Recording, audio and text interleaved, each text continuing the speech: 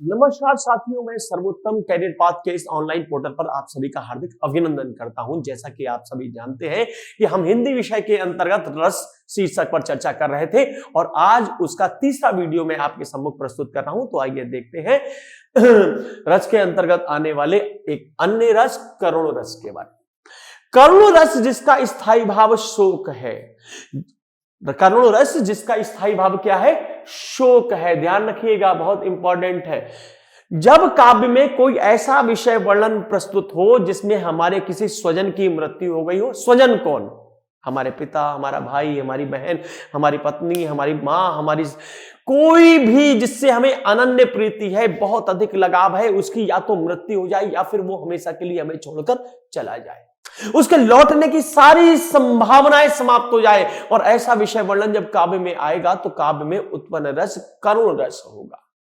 ध्यान रखिएगा, मुख्य बिंदु क्या है? या तो स्वजन की मृत्यु हो गई हो या वो हमेशा के लिए हमें छोड़कर चला गया हो, उसके लौटने की कोई उम्मीद ना बची हो। जब हमारी उम्मीदें समाप्त हो जाती हैं, जहां संभावनाएं एकदम समाप्त हो जाती हैं कि वो बिल्कुल लौटकर वापस ही नहीं आएगा, तो मन जो है वो अथाह करुणा से भर जाता है और मन जो है वो चित्कार करने लगता है और यही से उत्पन्न रस जो है वो करुण रस होता है। ध्यान रखिएगा कि जो है वियोग रस और करुण रस में यही एक मूलभूत अंतर है कि विरह में हमारी कहीं ना कहीं संभावना बनी रहती है कि हमारा स्वजन एक ना एक दिन वापस आएगा, परंतु करुण रस में बिल्कुल स्पष्ट है कि या तो कोई किसी स्वजन की मृत्यु हो गई हो या वो हमेशा के लिए छोड़कर चला गया हो। हमारी संभावनाएं जब पूरी तरीके से समाप्त हो जाती हैं तो काव्य में उत्पन्न रस करुण रस होता है। देखिए, एक कथानक के माध्यम से समझने का प्रयास करेंगे। हम जानते हैं कि राम और उनके भाई अनुज लक्ष्मण में अनन्य प्रीति थी। जब राम को 14 वर्ष का वनवास हुआ तो लक्ष्मण भी उनके साथ हो लिए। माता जानकी और अनुज लक्ष्मण के साथ राम 14 वर्षों को वनवास के लिए जाते हैं और वनवास में ही जो है उनकी पत्नी का अपहरण हो जाता है। लंका का राजा रावण उनकी पत्नी माता सीता का अपहरण कर लेता है। परिणामतः दोनों में एक भीषण युद्ध होता है और इस भीषण युद्ध में रावण का पुत्र मेघनाथ वीरघातनी शक्ति का प्रयोग करके लक्ष्मण को मूर्छित कर देता है। लक्ष्मण मूर्छित हो जाते हैं, निश्चेष्ट हो जाते हैं। उनके उपचार हेतु सुषेण वैद्य को बुलाया जाता है। किसी तरीके से उपक्रम करके सुषेण वैद्य को लंका से रामादल लाया जाता है। सुषेण वैद्य की राय ली जाती है। सुषेण वैद्य नाड़ी परीक्षण करते हैं और उसके बाद कहते हैं कि बहुत ही गहरा घाव है, ये ऐसी पीड़ा है कि इसका निदान केवल एकमात्र है और वो निदान ये है कि रात्रि रहते ही उत्तर में द्रोणागिरि पर्वत से अगर कोई संजीवनी बूटी लेकर आ जाए, उसका पान करने से ही लक्ष्मण के प्राण बच सकते हैं, अन्यथा कोई भी इसका निदान शेष नहीं है। और ये इतना कहने के जैसे ही सुषेण वैद्य ने इतनी बात बताई, पूरा रामादल सन्नाटे से भर गया, क्योंकि असंभव बात है। रात ही में रात रहते ही द्रोणागिरि से संजीवनी बूटी लाना नितांत असंभव कार्य है। लेकिन उसमें भी संभवता की तलाश करने के लिए भगवान राघवेंद्र सरकार के परम प्रिय दूत भगवान महावीर स्वामी हनुमान जी ने कहा कि मैं ला सकता हूं। उन्होंने कहा रात रहते ही मैं इस जो है बूटी को लेकर आऊंगा, आप दुखी ना हो। और हनुमान जी जो है संजीवनी बूटी लेने के लिए जाते हैं। संजीवनी बूटी लेने के लिए जाते हैं। पूरी रात जो है धीरे धीरे जो है वो समाप्त होने लगती है। सुबह भोर की पहली किरण निकलने ही वाली थी। राम जो मर्यादा की मूर्ति है, धैर्य की मूर्ति है, वो अपना धैर्य खो गए। मन के अंदर अथाह करुणा जाग उठी। पल पल व्याकुलता बढ़े, छिन छिन छीजे रैन, कर बिलाप हरि मनुज सम कहत बंधु से बैन। राम की करुणा पल पल बढ़ती जा रही थी। जैसे जैसे रात्रि समाप्त होती जा रही थी, राम का हृदय करुणा से भर गया। एक साधारण मनुष्य की तरह विलाप करने लगे। क्या? जो जनतेऊ मैं बंधु विछोहू, पिता वचन मनतेऊ नहीं को। मैं अगर जानता कि वनवास में आने के बाद मेरे भाई का मुझसे विछोह हो जाएगा तो पिता के एक भी वचनों का पालन नहीं करता। जइहूं कवन अबध मुख जइहूं कवन अबध मैं माही, नारु हेत प्रिय भ्रात कमाई। मैं संसार में कौन सा मूल लेकर जो है अयोध्या लौटूंगा। संसार कहेगा कि नारी के लिए भाई को गंवा दिया। मैं बिना तुम्हारे हे भैया किस तरह अवधपुर जाऊंगा, मां पूछेगी जब लखन कहा तो क्या कह समझाऊंगा। इन पंक्तियों में हमें मानव जनित मार्मिक विलाप दिखाई देता है, जो मनुष्य के ना रहने की संभावनाओं पर मन के अंदर उत्पन्न होता है। तो यहां पर देखिए पंक्तियों में हमने समझा कि जो जनतेऊ मैं बंधु बिछोहू, पिता वचन मनतेऊ नहीं को। जो मैं जानता कि मेरे बंधु मेरे भाई का मुझसे विछोह हो जाएगा तो मैं पिता के एक भी वचनों का पालन नहीं करता। तो उत्पन्न पंक्ति में कौन सा रस है? करुण रस। या अभिमन्यु के मृत्यु के पश्चात सुभद्रा विलाप करती है, हाय मेरा प्राण प्यारा है कहां। तो इन पंक्तियों में भी हमें करुण रस दिखाई देता है। करुण रस कब दिखाई देता है? किसी की मृत्यु हो जाने पर या किसी स्वजन का हमेशा के लिए छोड़कर चले जाने पर। तो यहां पर दूसरा उदाहरण देखेंगे,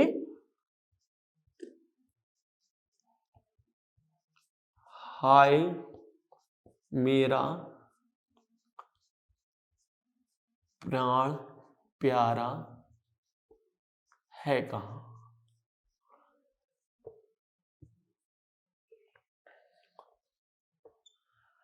तो इन पंक्तियों में भी हमें जो है कौन सा रस दिखाई देता है? करुण रस। ध्यान रखिए।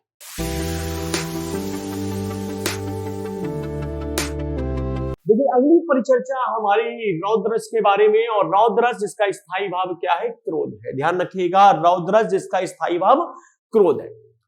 काव्य में कभी ऐसा विषय वर्णन प्रस्तुत किया जाए जिसमें क्रोध का भाव मुखर होकर सामने आया, यानी क्रोध का प्रस्तुतिकरण किया गया हो कविता के अंतर्गत, तो काव्य में उत्पन्न रस जो है वो रौद्र रस होगा। उदाहरण के माध्यम से हम समझते हैं। राजा जनक की राज्यसभा थी, देश देशांतर के राजा महाराजाओं को आमंत्रित किया गया। प्रतिज्ञा यह थी कि जो भगवान शिव के धनुष पर प्रत्यंचा चढ़ाएगा उसी के साथ जनक अपनी पुत्री सीता का विवाह कर देंगे। देश देशांतर से आए हुए राजा महाराजाओं ने अपने पुरुषार्थ का परिचय दिया। धनुष उठाना तो दूर, कोई उसे तिल मात्र भी खिसका भी नहीं पाया। ये देखकर जो है राजा जनक का मन ग्लानि और क्रोध से भर गया और कहने लगे कि आसरा छोड़ प्रस्थान करो, जामाता दिया न दाता ने, सीता सुकुमारी का विवाह लिखा ही नहीं विधाता ने। तजहु आस निज निज ग्रह जाऊ, और लिखा न विधि वैदेही विवाहु। यार परमात्मा ने जो है वो सीता के का विवाह ही नहीं लिखा। और लास्ट में एक पंक्ति बोल दी कि वीर विहीन मही मैं जानी, आज मुझे ये पता चल गया ये पृथ्वी वीरों से विहीन है। और इतनी बात कहने थी कि वहां दरबार में उपस्थित भगवान राघवेंद्र सरकार के छोटे भाई अनुज लक्ष्मण तड़पड़ाकर खड़े हो गए। और जो है देखिए क्या स्थिति बनती है कि माखे लखन कुटिल भई भौहे। माखे मतलब क्रोध से भर गए कौन? लक्ष्मण। कुटिल यानी टेढ़ी हो गई, क्या भौएं, उनकी भौएं टेढ़ी पड़ गई। रदपट फरकत ओट फड़कने लगे। रदपट कहते हैं ओट को, फड़कना माने फरकत माने फड़कने लगे। नयन रिसौहें, और नयन में लाल लाल गुस्सा छा गया और कहने लगे, सुनहु भान कुल पंकज भानु, कहत न कछ स्वभाव अभिमानु, जो तुम्हार अनुशासन पाऊं, कुंदक इब ब्रह्मांड उठाऊं। अभिमान त्याग कर कहता हूं, आदेश आपका पाऊं, मैं तो इस धन में की क्या विशाल सारा ब्रह्मांड उठाऊं मैं, फिर कच्चे घड़े समान इसे दम भर में फोड़ फाड़ डालूं, या गाजर मूली की भांति चुटकी में तोड़ ताड़ डालूं। जल को थल कर दूं, थल को जल कर दूं, लाऊं उतार कर तारों को, सुरमे की तरह पीस डालूं इस पृथ्वी और पहाड़ों को। तो आप देखते हैं कि उत्पन्न प्रस्तुत पंक्तियों में जो भाव मुखरित हो रहा है वो क्रोध का भाव मुखरित हो रहा है। और जब काव्य के अंतर्गत क्रोध की उत्पत्ति होती है, क्रोध का भाव मुखरित होकर सामने आता है, तो काव्य में उत्पन्न रस रौद्र रस होता है। एक दूसरे उदाहरण के माध्यम से आप जानते हैं कि कौरवों और पांडवों में युद्ध की संभावनाएं बन चुकी थी, परिस्थितियां बन चुकी थी, लेकिन एक अंतिम निदान यह था कि किसी ना किसी दूत को कौरवों के पास भेजा जाए और उनसे अंतिम ये जो है एक सहमति बनाई जाए कहीं ना कहीं कि जिससे युद्ध की संभावनाएं टाली जा सके। इसी को ध्यान में रखते हुए पांडवों ने श्री कृष्ण को कौरवों की राजसभा में शांति दूत बनाकर भेजा। कृष्ण शांति दूत बनकर कौरवों की सभा में जाते हैं और वहां एक पक्ष रखते हैं, वहां एक कहते हैं वैसे तो नीति के अंतर्गत पांडवों को राज्य का आधा भाग देना चाहिए, लेकिन अगर उसमें भी आपकी स्वीकारोक्ति नहीं है तो फिर एक काम कीजिए कि उनको जीवन यापन के लिए 5 गांव दीजिए, सारी संपदा सारा वैभव आप रख लीजिए, पांडवों को कुछ नहीं चाहिए। दुर्योधन ने कहा 5 गांव? 5 गांव तो बहुत बड़ी बात है, मैं सुई अग्र नहीं दे हूं भाई, सुई की नोक के बराबर भी भूमि देने को तैयार नहीं हूं। जब तक जी में जान पर आई, जब तक इस शरीर के अंदर जान है, सुई की एक नोक भर भी जो है, सुई की एक नोक भी नहीं देने को तैयार हूं। बस इतनी बात कहनी थी और कहा कि जो ये ग्वाला जो शांति दूत बनकर आया है, इसी को बांध लो। कृष्ण को ही सभा मंडप में बांधने का आदेश दे दिया। कृष्ण ने कहा अच्छा।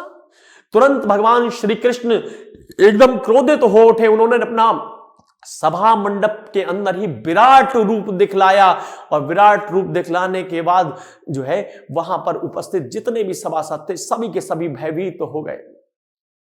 बरसों तक वन में घूम घूम बाधा विघ्नों को चूम चूम सह धूप घाम पानी पत्थर, पांडव आए कुछ और निखर, सौभाग्य न सब दिन सोता है, देखे आगे क्या होता है।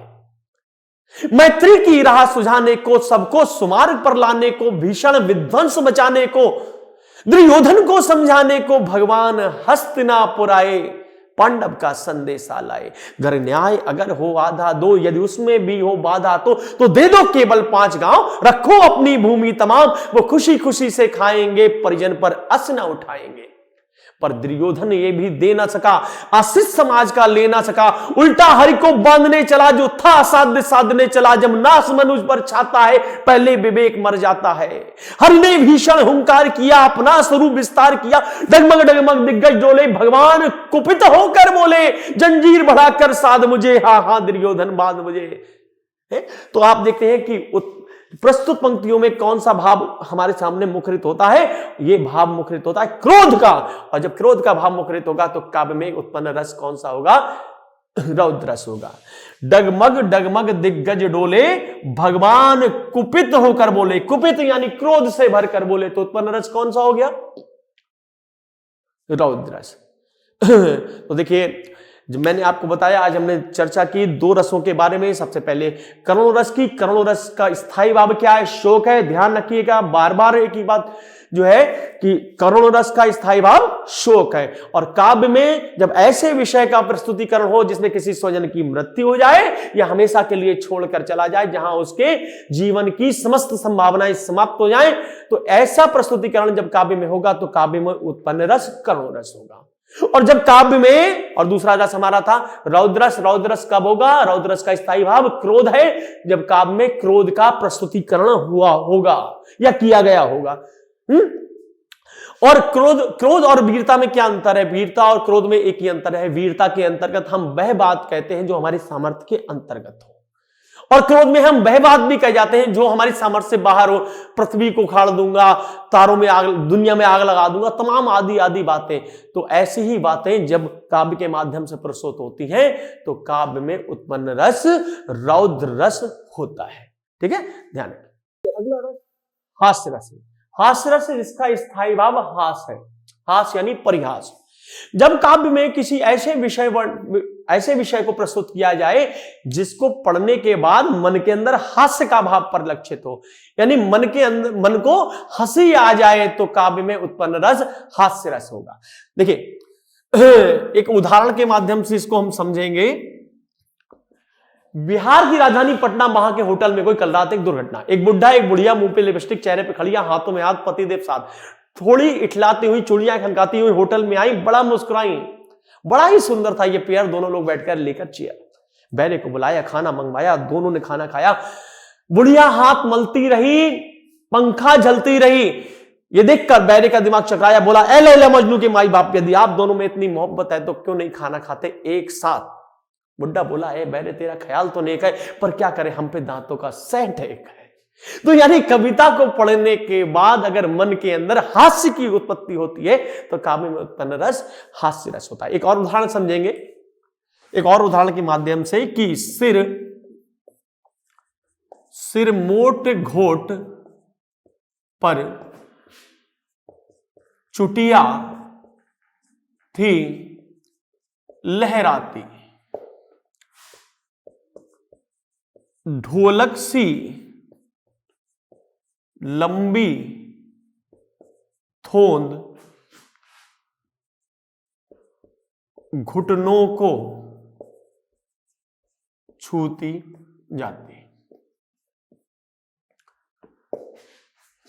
सिर मोट, मोटा सर है घोट पर और घुटा हुआ सर है। सिर मोट घोट पर, एक सिर है, एक ब्राह्मण का सर है, वो जो है मोटा सा सर है और वो भी घुटा है, उस पर चुटिया लहरा रही है। चुटिया थी लहराती, ढोलक सी लंबी थोंद, और उनकी जो थोंद है वो ढोलक सी लंबी है, जो जब वो चलते हैं तो घुटनों को छूती जाती है। तो ढोलक सी लंबी थोंद घुटनों को छूती जाती है। यानी जो उपस्थित पंक्तियां हैं, इनको सुनने के बाद मन के अंदर हास्य का सृजन होता है, तो काव्य में उत्पन्न रस हास्य रस होगा। एक और उदाहरण हम समझते हैं यहां पर कि जनगण मन के देवता, अब तो आंखें खोल,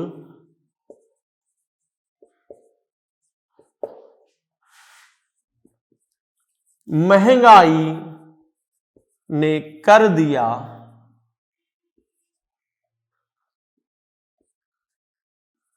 जीवन डामाडोल। जीवन डामाडोल, जीवन डामाडोल, खबर लो शीघ्र कृपालु,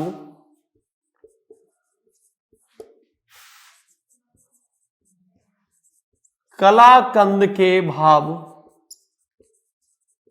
बिक रहे बैंगन आलू। तो ध्यान रखिएगा, यानी उपस्थित पंक्तियों को पढ़ने से भी मन के अंदर हास्य का भाव सृजित होता है, हास्य का भाव उत्पन्न होता है। लल्लू मेरा बन गया कॉलेज स्टूडेंट, फादर ने सिलवा दिए 4 कोट 6 पैंट, 4 कोट 6 पैंट तेल जुल्फों में डाला और कॉलेज को चल दिए लगा कमरे का ताला। प्रिंसिपल या मास्टर जब बोले प्रतिकूल, स्टिक लेकर तोड़ दो मेज और स्टूल। मेज और स्टूल चलाओ ऐसी हॉकी, शीशा और कबाड़ बचे ना एको बाकी। कह विद्दू कविराए बढ़े यश दूना, प्रजातंत्र में स्वतंत्रता का देख नमूना। यानी उत्पन्न कविता को, उपस्थित कविता को सुनने के बाद जो है मन में हास्य की उत्पत्ति होती है, तो कविता में प्रस्तुत रस कौन सा होगा? हास्य रस होगा। तो आज हमारी परिचर्चा जो हुई थी वो 3 विषय रसों के बारे में, खास तौर से सबसे पहले करुण रस, जिसका स्थायी भाव क्या है? शोक है। यानी कविता में जब ऐसा विषय वर्णन आएगा जिसमें किसी स्वजन की मृत्यु होगी या वो हमेशा के लिए हमें छोड़कर चला गया होगा, तो काव्य में उत्पन्न रस करुण रस होगा। दूसरी परिचर्चा थी रौद्र रस के बारे में, जब कविता के माध्यम से क्रोध के भाव की उत्पत्ति होती है तब काव्य में उपस्थित रस रौद्र रस होता है।